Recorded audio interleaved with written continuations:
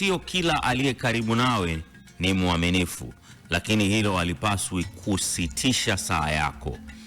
Katika maisha ya mafanikio, wakati mwingine maumivu hayaji kutoka kwa maadui, bali kutoka kwa watu waliokuwa karibu zaidi nawe. Kuna safari moja ya maisha ambayo imewahi kuongelewa sana kupitia Kanye West.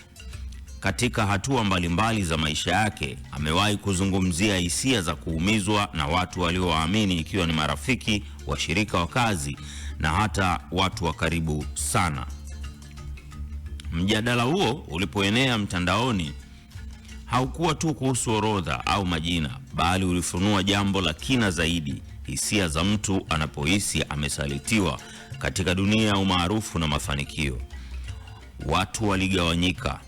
Wapo walioliona kama usemi wa wazi wa maumivu ya ndani, na wapo waliouliza maswali mengi zaidi kuhusu kile kinachoendelea nyuma ya pazia.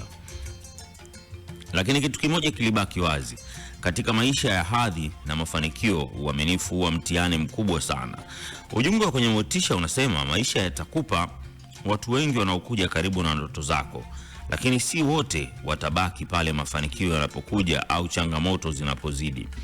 Na wakati mwingine wale ambao unawategemea zaidi wanaweza kuwa sehemu ya maumivu yako makubwa zaidi. Lakini hapa ndipo watu wengi hukosea.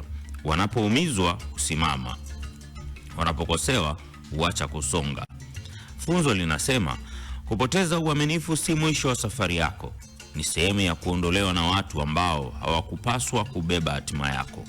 Maumivu yanaweza kuwa makubwa, lakini yanaweza pia kuwa mwalimu, na yakakuonyesha yafuatayo: nani wa kuamini kidogo zaidi, nani wa kumweka karibu zaidi, nani zaidi na zaidi ya yote, jinsi ya kujijenga upya bila kutegemea watu pekee.